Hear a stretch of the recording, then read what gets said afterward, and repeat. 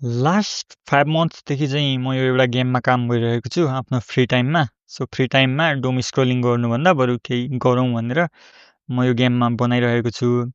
So recently I thought कि अब यो गेम त बनाइरहेको छु, सो अब म यो गेम कसरी बनाउँदैछु, के गर्दैछु, यो कुरालाई पनि म डेभलगको रूपमा सेयर गरौँ, सो द्याट अरू कसैलाई केही जान्ने मौका मिल्छ अथवा कुनै केही कुरामा नयाँ पर्सपेक्टिभबाट सोच्न मिल्छ भन्ने हिसाबले चाहिँ म अब यो डेभलगहरू बनाउन लागेको हो। सो यो गेम चाहिँ एउटा क्यान्डी क्रस खेल्नु भएको होला सबैले, क्यान्डी क्रस एउटा म्याच 3 पजल गेम। सो त्यस्तै गेम हो, सिम्पल पजल गेम हो।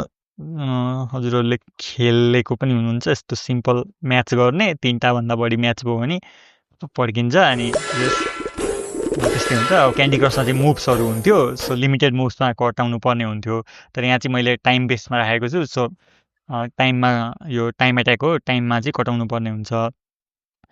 सो अब यो गेम सिम्पल छ, त्यस्तो गाह्रो त छैन। अनि र यो गेम चाहिँ अब कसैले खेलेर मलाई फिडब्याक दिन चाहनुहुन्छ भने चाहिँ प्ले स्टोरमा यो गेम एभाइलेबल छ। कार्ड क्रस सर्च गर्नुभयो भने चाहिँ यो गेम अलिकति स्क्रोल गर्नुपर्छ, क्यान्डी क्रसहरू आउनसक्छ माथि माथि। सो अलिकति स्क्रोल गरेपछि चाहिँ तल गएर ठ्याक्कै यो कार्ड क्रस दिवसता लेख्यो होला, अथवा यो आइकन चिन्नुभयो भने इन्स्टल गरेर मलाई फिडब्याक दिन सक्नुहुन्छ। सो अब यो फर्स्ट भिडियोमा चाहिँ म मेरो यो गेमको स्ट्रक्चर के छ, कस्तो छ, त्यसको बारेमा एक्सप्लेन गर्न गइरहेको छु। सो प्रोजेक्ट स्ट्रक्चर कस्तो छ भनेर। So let's dive right in. So यो गेममा चाहिँ मैले अहिले 3टा फोल्डर छ। सुरुमा चाहिँ मैले वेबमा बनाएको हो यो गेम। यो गेम चाहिँ एउटा जाभास्क्रिप्ट प्रोजेक्ट हो। सो वेबमा बनाएको थिएँ, त्यसको लागि यो गेम पिक्सी भन्ने फोल्डर छ। सो मैले वेबमा बनाएँ अनि यो गेम पिक्सी भन्ने एउटा रिपोजिटरी बनाएको थिएँ। सो त्यसमा मैले वेबमा गेम बनाएँ। त्यस पछाडि अब मैले त्यसमा सर्भर साइड कुराहरू जस्तै युजरको स्टोर गर्ने कुराहरू, अनि त्यस पछाडि लिडर बोर्ड सिस्टमहरू बनाएँ, त्यसको लागि सर्भर भन्ने वेब बनाएँ। अनि त्यस पछाडि अब पछि एन्ड्रोइडमा पनि यो गेम पोर्ट गर्नको लागि चाहिँ एन्ड्रोइड भन्ने छुट्टै यो चाहिँ नेटिभ प्रोजेक्ट कट्लिनमा हो, त्यो बनाएँ। सो यो हाम्रो मेन एक्चुअल गेम चाहिँ यो जाभास्क्रिप्ट प्रोजेक्ट हो।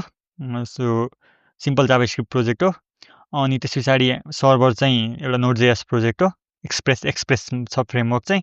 अनि एन्ड्रोइड भनेको चाहिँ नेटिभ कोटलिन प्रोजेक्ट हो। सो अब यसमा हामी प्रोजेक्ट स्ट्रक्चर हेरौँ के कस्तो छ। सो लेट्स स्टार्ट फ्रम सर्भरबाट स्टार्ट गरौँ। सो यो चाहिँ एउटा नोड.जेएस प्रोजेक्ट हो। सो अब हाम्रो जाभास्क्रिप्ट प्रोजेक्टको मेन हामीले एक्चुअली यो प्रोजेक्टमा के छ त्यसको वर्णन हेर्नको लागि चाहिँ हामी प्याकेजेसन यो युज गर्छौँ, प्याकेजेसन फाइल। यहाँ चाहिँ हाम्रो लेखिएको हुन्छ, जस्तै यो प्रोजेक्टको नाम के हो, त्यस्तो कुराहरू लेखिएको हुन्छ। सो नाम के हो, भर्जन के हो, यस्ता कुराहरू। साथसाथै यो केमा यसमा कुन प्याकेजहरूमा चाहिँ यो डिपेन्डेन्ट छ भनेर पनि लेखिएको हुन्छ। जस्तै यहाँ कोर्स भन्ने crypto.js.env एक्सप्रेस। सो एक्सप्रेस चाहिँ मेन फ्रेमवर्क हो, अनि डेटाबेसको लागि पोस्टग्रेस युज भएको छ। सो पिजी भनेको चाहिँ डेटाबेस ह्यान्डल गर्नलाई युज भएको लाइब्रेरी हो। सो यति लाइब्रेरीमा चाहिँ यो सर्भर चाहिँ डिपेन्डेन्ट छ। सो अब यो सर्भरमा चाहिँ मेरो के छ त भन्दाखेरि डिफ्रेन्ट एपिआईहरू छ। सो एपिआईहरू चाहिँ के रहेछ भन्दाखेरि मेन त रेजिस्टर प्लेयर भन्ने भयो, प्लेयर रजिस्टर गर्नलाई। अनि प्लेयरको प्रोफाइल अपडेट गर्ने अर्को छ, प्लेयर प्रोग्रेसलाई ह्यान्डल गर्ने छ। अनि हाम्रो इमेल लिङ्किङ फिचर पनि मैले एड गरेको छु। सो त्यसको लागि चाहिँ इमेलको टोकन ल्याउने र इमेलको टोकन भेरिफाई गर्ने कुरा छ, र लिडर बोर्ड फेच गर्ने। सो लिडर बोर्ड छ यो गेममा, यसो यहाँ हेर्न सक्छौँ हामीले, यो लिडर बोर्ड छ। यो लिडर बोर्ड फेच गर्नलाई चाहिँ गेट लिडर बोर्ड भन्ने एपिआई छ। सो यति एपिआईहरू बनाएको छु मैले। अब यो माइग्रेसन भनेको चाहिँ डाटाबेसको माइग्रेसनहरू के भयो, माइग्रेसन जस्तै सुरुमा टेबलहरू बनाइयो, के गरियो, त्यो डाटाबेसमा के चेन्ज हुँदै गयो, त्यसलाई चाहिँ माइग्रेसन फाइलको रूपमा मैले राखेको छु। सो त्यो छ। अनि युटिल्समा चाहिँ युटिलिटी फङ्सनहरू छ, गेट डाटाबेस, गेट प्लेयर नाम, इमेल भेरिफिकेसन सेन्ड गर्ने, अनि सिग्नेचर भ्यालिडेसन, यस्तो कुराहरू छ। सो यो चाहिँ सिम्पल नोड.जेएस प्रोजेक्ट हो, यो चाहिँ सर्भर भयो।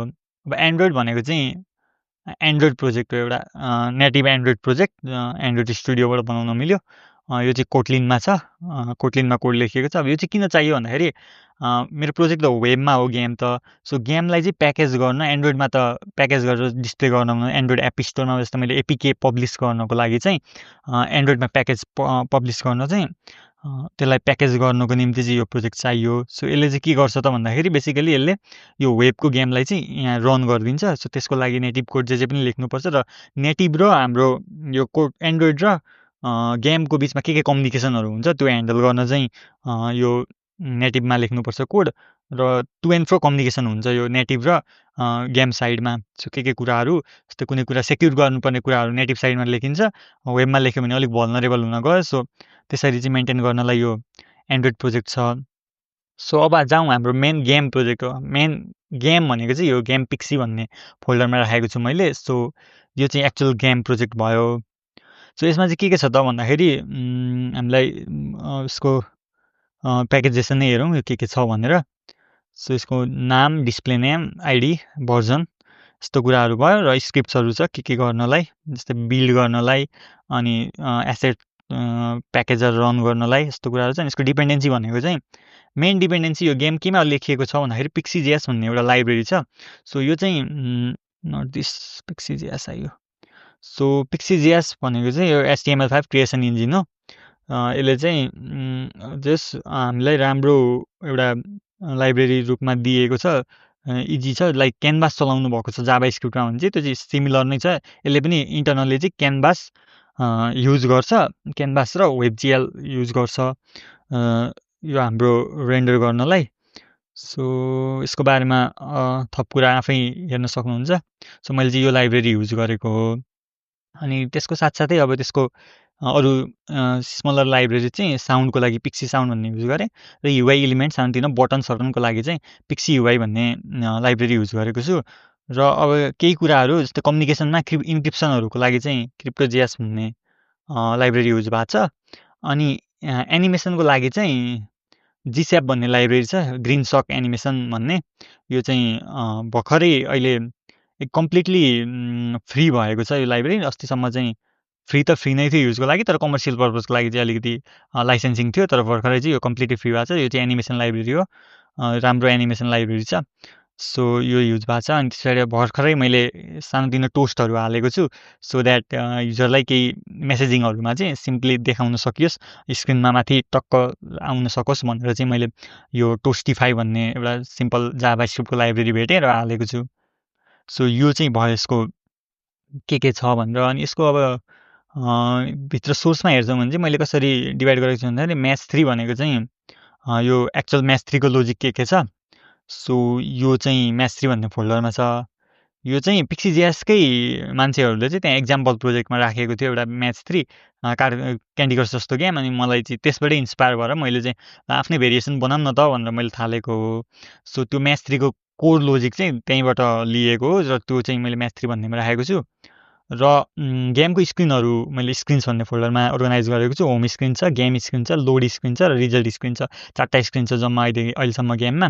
सो त्यो स्क्रिन्सहरूलाई चाहिँ यसरी डिभाइड गरिएको छ। सो अब युआई भनेको चाहिँ युआईको इलिमेन्ट्सहरू के छ त, सानो इलिमेन्ट्सहरू के हुन्छ नि युआईको इलिमेन्ट्स, त्यसलाई चाहिँ मैले युआई फोल्डरमा राखेको छु। यो पनि धेरै भइसक्यो, यसलाई पनि अझै अर्गनाइज गर्नुपर्ने छ भने चाहिँ एकै ठाउँमा धेरै कच्याङ भइसकेको छ, धेरैवटा इलिमेन्ट्स भएर। सो यसलाई पनि म अर्गनाइज गर्छु पछि।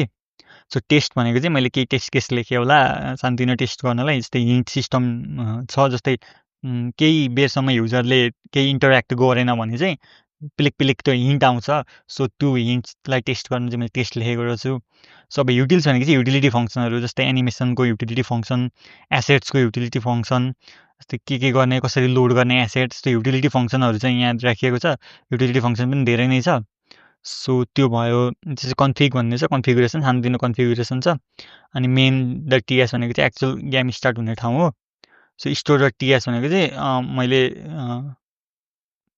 यो लिडर बोर्डलाई चाहिँ राख्नको लागि एउटा स्टेट म्यानेजमेन्ट सिम्पल, केही लाइब्रेरीमा डिपेन्ड नभइकन सानो एउटा स्टेट म्यानेजमेन्टको लागि सिम्पल एउटा यो फङ्सन लेखेको छु क्रिएट स्टोर भन्ने, जसले एउटा चाहिँ अब्जर्भर प्याटर्न भन्छ, जसलाई यो कुरा छ र कुनै कुराले यसलाई लिसन गरेर बस्छ र यसमा केही चेन्ज भयो भने चाहिँ उसले पत्ता पाउँछ, उसले थाहा पाउँछ कि यहाँ चेन्ज भएको छ है, ल मैले के गर्नुपर्छ भनेर थाहा पाउँछ। त्यो चाहिँ अब्जर्भर प्याटर्नमा यो सिम्पल फङ्सन छ। सो त्यो लेखिएको छ। सो अरू त अहिलेको लागि चाहिँ अब यही हो प्रोजेक्ट, सिम्पल यो जाभास्क्रिप्ट प्रोजेक्ट हो। जाभास्क्रिप्ट प्रोजेक्ट भाइटबाट स्टार्ट गरिएको, भाइटको इनिट गरिएको प्रोजेक्ट हो। सो यो चाहिँ भयो यो गेमको प्रोजेक्ट स्ट्रक्चर। अब फर्दर भिडियोहरूमा चाहिँ म अब यो गेम अहिलेसम्म यति बनिसकेको छ, लाइक प्लेएबल छ, प्ले स्टोरमा खेल्न पनि सक्नुहुन्छ। गेम खेल्न मिल्छ, गेममा स्टार्स कमाउन मिल्यो, अनि स्टार्स अनुसार लिडर बोर्डमा आउन मिल्यो। यहाँ लिडर बोर्डमा धेरैजना युजर्स आइसक्नु भएको छ। मेरो साथीहरूलाई मैले खेल्न लगाएर टेस्ट गर्दै हुन्थ्यो उहाँहरूको फिडब्याक अनुसार चाहिँ मैले यहाँ धेरै फिचर्सहरू अपडेट गर्दै धेरै बग फिक्सहरू चेन्ज गर्दैछु। सो अहिले आजको भिडियोको लागि चाहिँ यति नै हो। यो स्ट्रक्चरहरू मैले भने। फर्दर भिडियोजहरूमा चाहिँ मैले अब केही कुरा नयाँ बग फिक्स गरेको अथवा केही कुरा अपडेट गरेको, केही फिचर एड गरेको यस्तो कुराहरू लिएर आउनेछु। So till then bye by.